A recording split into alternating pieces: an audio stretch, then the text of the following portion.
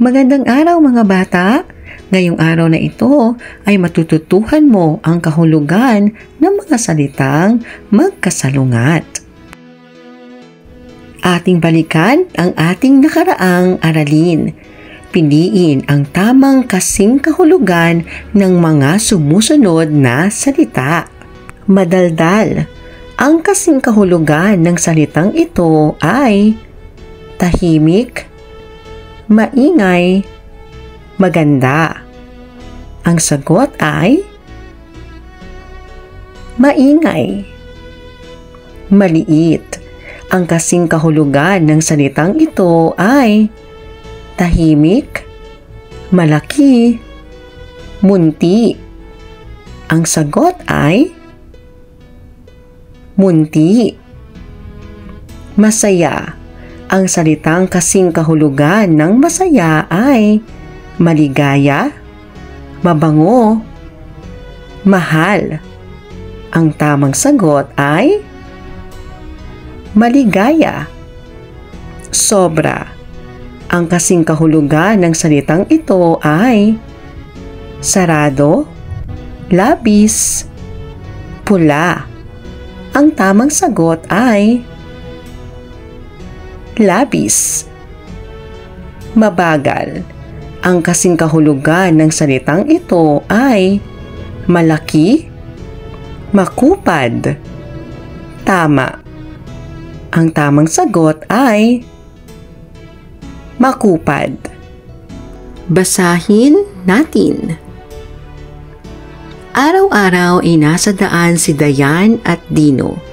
Sila ay naglalako ng gulay para sa ikabubuhay nila. Nakakasalamuha nila ang iba't ibang uri ng mamimili. May mga mababait at masungit. Nakakaranas sila ng init kung tag-araw at lamig kung tag-ulan. Hindi sila pinanghihinaan ng loob kahit gaano man katindi ang kanilang pagod sa araw-araw. Patuloy sila sa pagtatrabaho nang makaipon at makabili ng pagkain para sa pamilya. Saan pumupunta sina Dayan at Dino? Sino-sino ang tauhan sa iyong binasang seleksyon? Ano ang ginagawa ng dalawa habang sila ay naglalakad sa daan?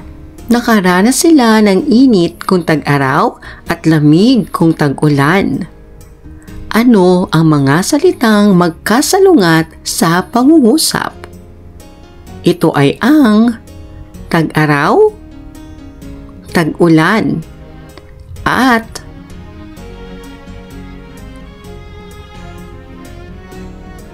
init at lamig. Nakakasalamuha nila ang iba't ibang uri ng mamimili. May mga mabait at masungit. Ano ang mga salitang magkasalungat sa pangungusap? Ito ay mabait, masungit. Ano ang salitang magkasalungat?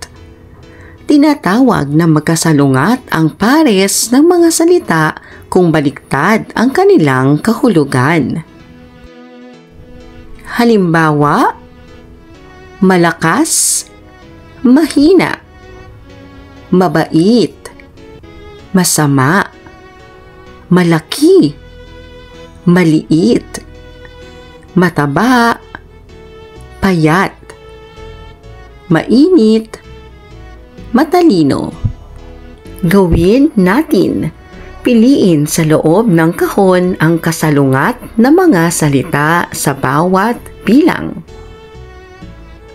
Ang malinaw ay malabo, malambot, matigas, mali, tama, maalat, matamis, mataba, mapayat.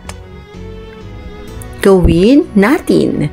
Ibigay ang pares ng salita na kasalungat batay sa ipinapakita sa larawan. Mataba, mapayat. Panalo, talo. Malamig, mainit. Malakas, mahina. Gawin natin. Hanapin ang kasalungat na mga salitang nasa hanay A sa hanay B. Hanay A at hanay B.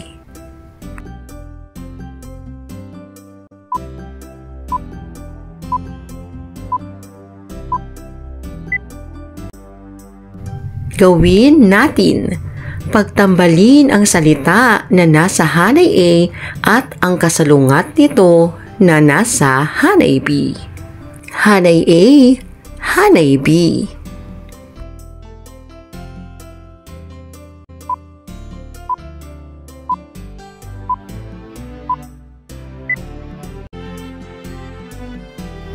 Maraming salamat po sa inyong panonood at pakikinig.